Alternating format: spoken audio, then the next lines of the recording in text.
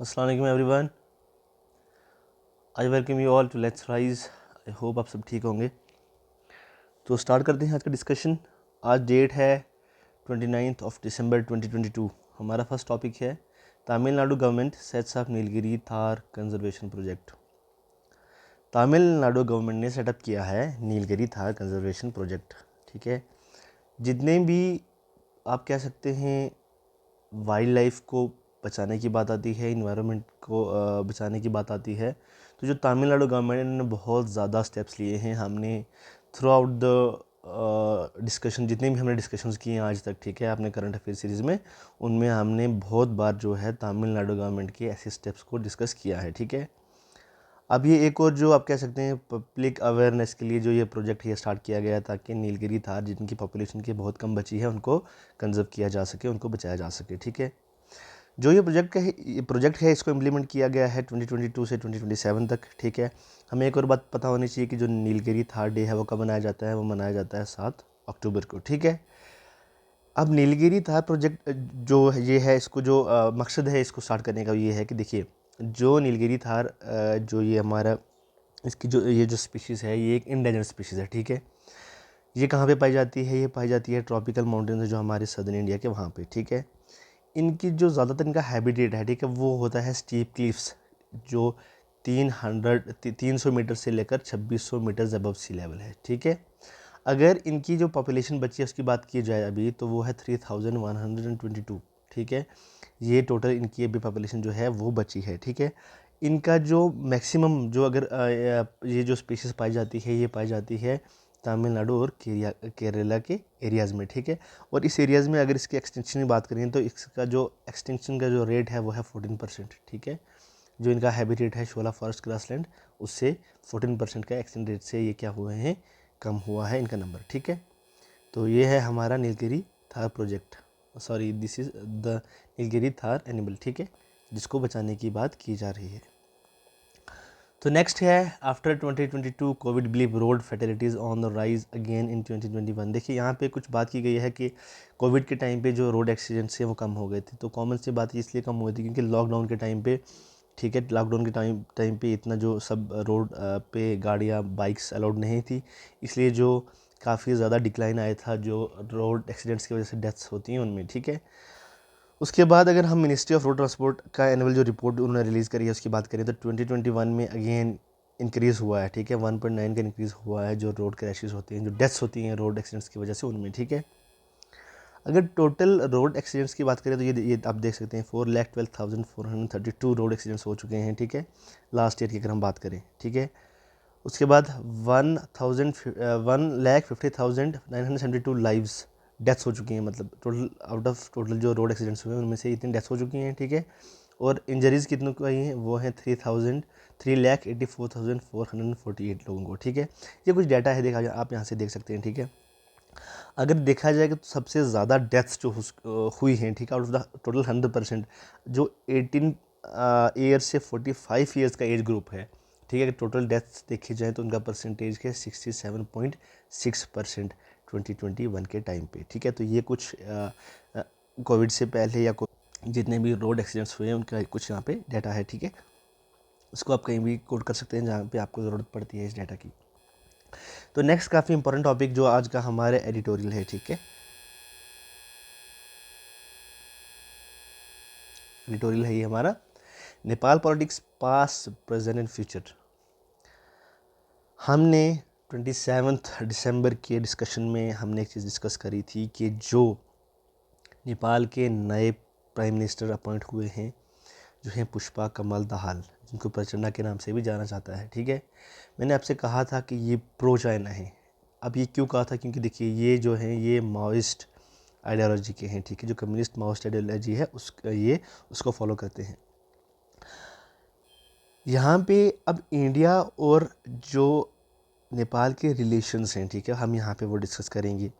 अगर बात की जाए जो प्रेसिडेंट थे, प्रेसिडेंट केपी ओली, ठीक है, उनके आने की वजह से इंडिया और नेपाल के जो रिलेशंस हैं वो ख़राब हो गए थे, क्योंकि वो भी प्रो चाइना थे, सेम आइडियोलॉजी के थे वो। ठीक है, जो कम्युनिस्ट माओइस्ट होते हैं, ठीक है, उस आइडियोलॉजी के थे, प्रो चाइना थे। तो इसलिए उनकी वजह से उन्होंने एक मैप भी रिलीज़ किया था। अभी हम यहाँ पे देखेंगे कुछ उत्तराखंड जो हमारा स्टेट है वहाँ के कुछ एरियाज़ उन्होंने क्लेम किए थे, उन्होंने अपना मैप रिलीज़ किया था, ठीक है। तो उनकी वजह से, जब उनके आने से काफ़ी ज़्यादा रिलेशन जो हैं इंडिया और इंडिया और नेपाल के, वो काफ़ी ज़्यादा ख़राब हुए थे, ठीक है। उसके बाद आए जो प्राइम मिनिस्टर शेर बहादुर देवबा हैं, इनकी वजह से इन्होंने फिर इम्प्रूव किया, ठीक है। जो इंडिया और नेपाल के रिलेशन है उनमें काफ़ी ज़्यादा इंप्रूवमेंट आया, ठीक है, क्योंकि ये जो शेर बहादुर देवबा थे ये इतने प्रो चाइना नहीं थे, इन्होंने इंडिया के साथ रिलेशन बेहतर करने की बात करी, ठीक है। लेकिन अगर दोबारा बात करें अब नए प्राइम मिनिस्टर हैं पुष्पा कमल दहल, ये सेम जो केपी ओली की जो आइडियोलॉजी थी, ये सेम आइडियोलॉजी के हैं, ठीक है। इनके आने से क्या हो सकता है, इनके आने से भी इंडिया और नेपाल के जो रिलेशंस हैं उनमें काफ़ी एक नेगेटिव इफेक्ट पड़ सकता है, ठीक है। अब अगर हम बात करें तो इंडिया और नेपाल के काफ़ी प्रोजेक्ट्स भी हैं, ठीक है, जो आप कह सकते हैं ट्रेड, बहुत ज़्यादा ट्रेड होता है इंडिया और नेपाल के बीच में। उसके बाद अगर हम ये जो रेल ट्रैक की बात करें, जो जो काठमांडू नेपाल से इंडिया में जो रक्सौल है इंडिया में, ठीक है, वहाँ पे जो रेल कनेक्टिविटी की बात की जा रही है, ठीक है, वो जो काम चल रहा है। उसके बाद अगर हम बात करें सागर माथा, ठीक है, सागर माथा, क्योंकि जो वहाँ से उनको क्या किया जा रहा है, एक वे दिया जा रहा है कि ताकि वो पहुँच पाएँ इंडियन ओशन तक, ठीक है, अपना ट्रेड बेहतर कर पाएँ इनलैंड वाटरवेज़ के थ्रू, ठीक है। तो ये चीज़ है कि इसकी वजह से हमारे नेपाल के साथ रिलेशंस बेहतर हो सकते थे। लेकिन जो अभी ये गवर्नमेंट में चेंज आया है, इसके बाद कहा जा रहा है कि जो काफ़ी ज़्यादा एक इफ़ेक्ट पड़ सकता है, एक नेगेटिव इफ़ेक्ट्स पड़ सकता है, एक आप कह सकते हैं रिलेशन जो है इंडिया और नेपाल के, वो ख़राब हो सकते हैं, जो ये नए प्राइम मिनिस्टर आए हैं पुष्पा कमल दहल, इनकी वजह से। क्योंकि इनकी जो आइडियोलॉजी है वो जो है वो पूरा जो है ये क्या है, प्रो चाइना है, ठीक है। तो चाइना काफ़ी ज़्यादा इन्वेस्ट करता है नेपाल को, ताकि वो चाइना को सपोर्ट करे नेपाल, ठीक है। तो जो पीके ओली जो प्राइम मिनिस्टर, उन्होंने जो एरियाज़ क्लेम किए थे, देखिए ये है नेपाल, ठीक है, आप यहाँ पे भी देख सकते हैं, ये नेपाल, ये इंडिया है, और ये उत्तराखंड स्टेट का एरिया है ये, ठीक है।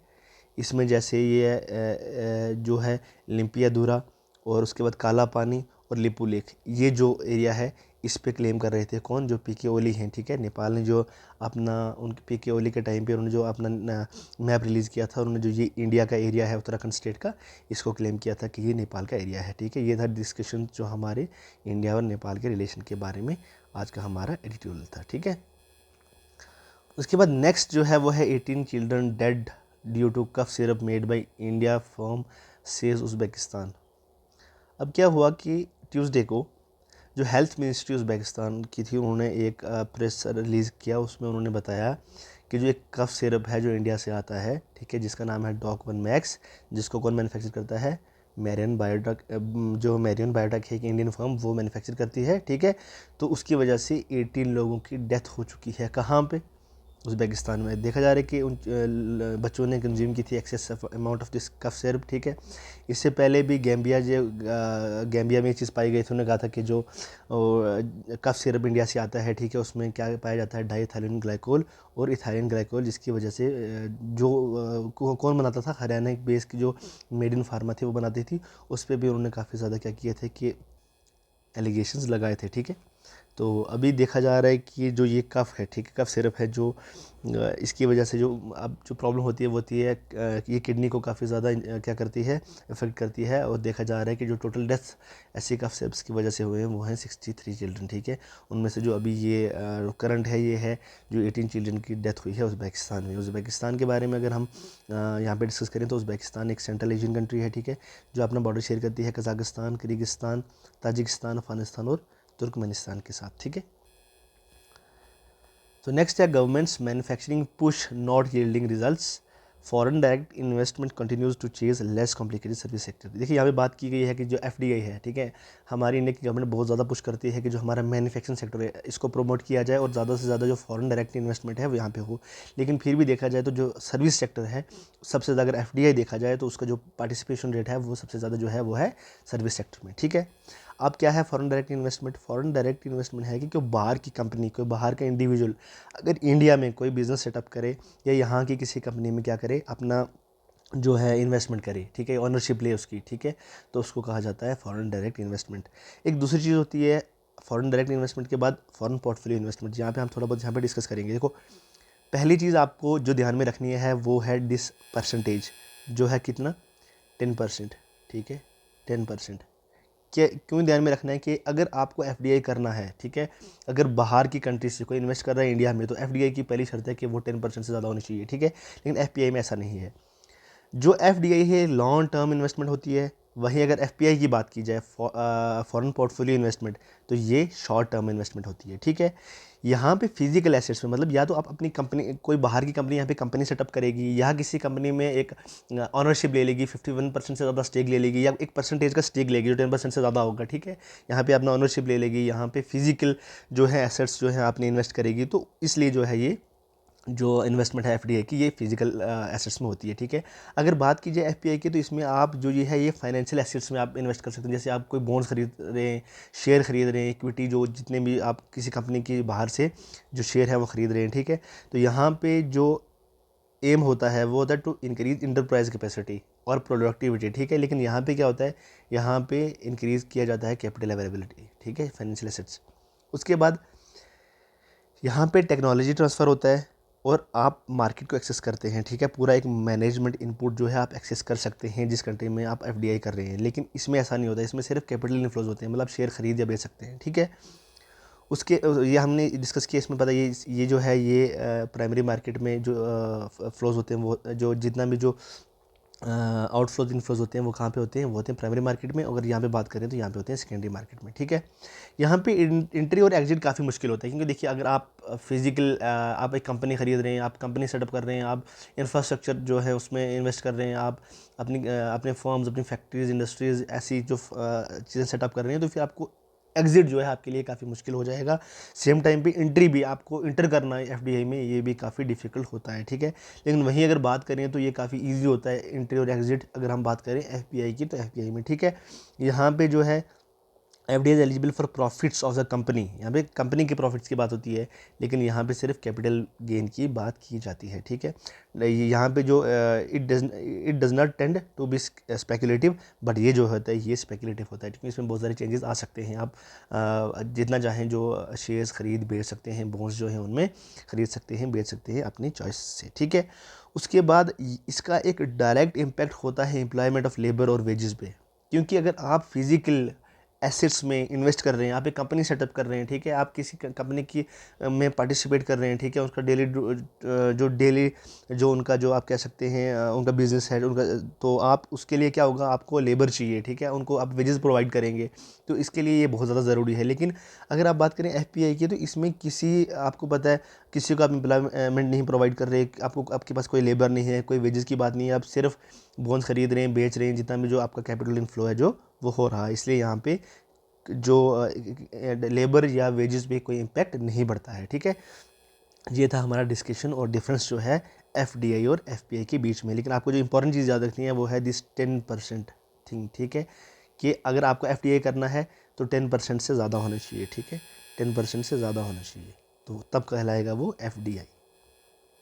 उसके बाद हमारा आज का डिस्कशन इतना ही था। अब हम स्टार्ट करते हैं क्विज़। देखिए हमने पिछला एक हफ़्ता जो हम कह सकते हैं हमने एंशिएंट हिस्ट्री के क्वेश्चन यहाँ पे डिस्कस किए, उनको हम अब क्या करेंगे, उनके लिए एक वीडियो बनाएंगे अलग से। तो क्या करेंगे कि उनको जितने भी पिछले हफ्ते के जितने भी क्वेश्चन थे उनको यहाँ पे वो 10 से 15 जो क्वेश्चन हैं उनको हम यहाँ पे डिस्कस करेंगे। आज से हम स्टार्ट कर रहे हैं जो क्विज़ हैं वो हैं पॉलिटी की, ठीक है, पॉलिटिकल साइंस से हम क्या करेंगे यहाँ पे क्विज़। अब जो क्वेश्चन है हमारे वो पॉलिटी से होंगे नेक्स्ट एक वीक तक, उसके बाद हम सब्जेक्ट को चेंज करेंगे, ये ऐसे साइकिल चलती रहेगी, ठीक है। तो हमारा फर्स्ट क्वेश्चन है which of the following article describe the independent judiciary, कौन सा आर्टिकल जो है इंडिपेंडेंट जुडिशरी की बात करता है। हमारा जो ऑप्शन ए है, ऑप्शन 1 है आर्टिकल 149, देन आर्टिकल 124, आर्टिकल 251 और आर्टिकल 352, ठीक है। अगर बात की जाए जुडिशरी की, इंडिपेंडेंट जुडिशरी की, तो वो आता है आर्टिकल 124 के अंडर। और हमारा जो सेकंड क्वेश्चन है which one of the following rights is available under article 23 and article 24। देखिए अगर आपने आर्टिकल्स पढ़े हैं, ठीक है, तो आपको ये चीज़ पता होगा कि आर्टिकल 23 और 24 किसके बारे में। हमारा फर्स्ट जो ऑप्शन है वो cultural and education rights, then right to constitutional remedies, then right against exploitation और राइट टू इक्वलिटी, ठीक है। तो आप गेस कर सकते हैं इसका आंसर। तो इसका आंसर जो है वो है राइट अगेंस्ट एक्सप्लॉयटेशन, ठीक है। ये था हमारा आज का discussion.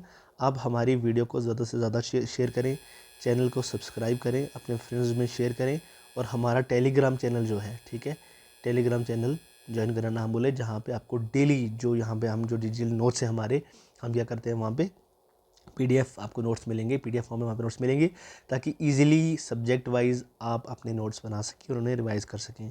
Thank you so much and take care.